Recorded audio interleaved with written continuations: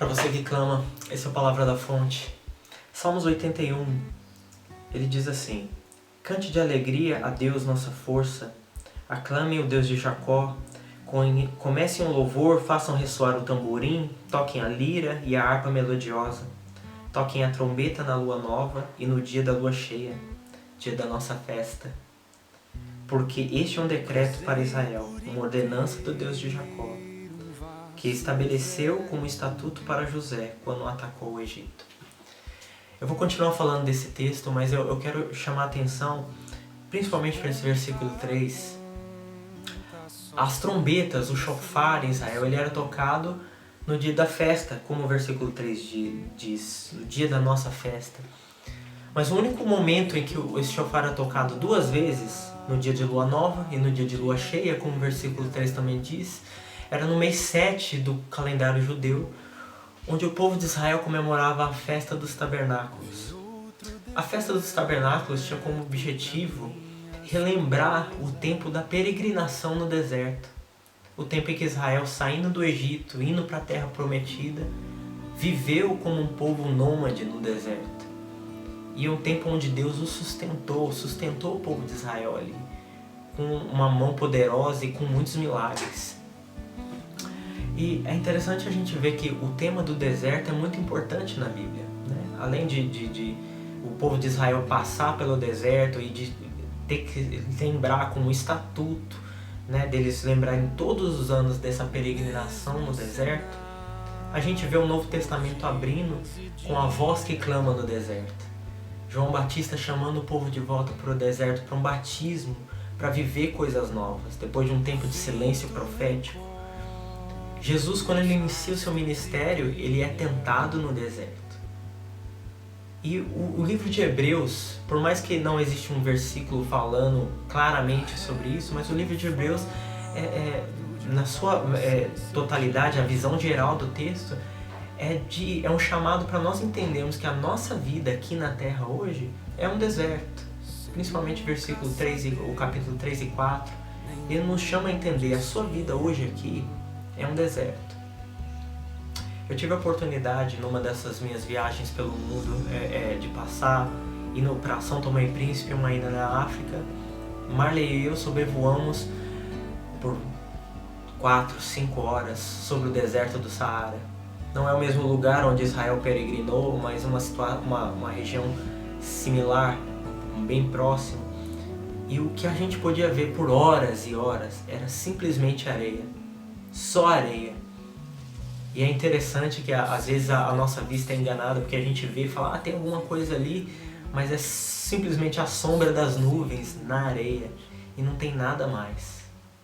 O deserto, uma das características principais do deserto é que ele não tem condições de suportar a vida humana. Ele não é um lugar para um homem viver.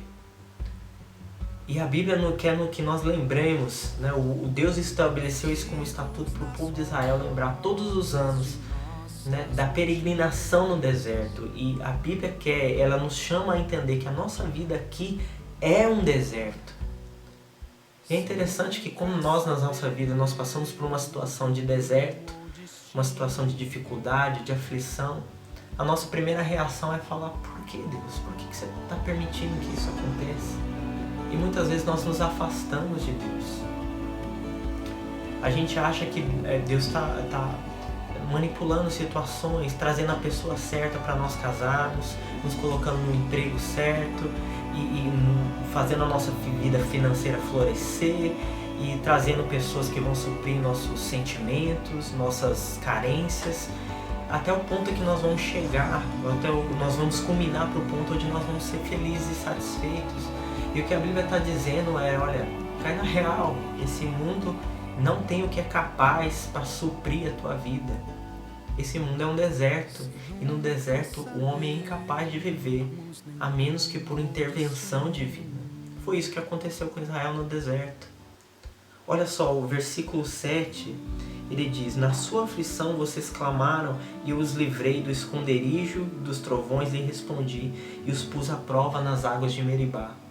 Você vê como o texto vai mencionando né, o tempo de Israel no deserto. Ele fala, olha, no 6, fala, livrei dos cestos, das cargas. Versículo 10 fala, eu sou Deus, o seu Senhor, que o tirei da terra do Egito. Então, o tema dos tabernáculos, da peregrinação no deserto, está preenchendo o salmo todo. Mas esse versículo que fala sobre as águas de Meribá, o que aconteceu ali nas águas de Meribá? O povo de Israel perecendo no deserto, padecendo de sede.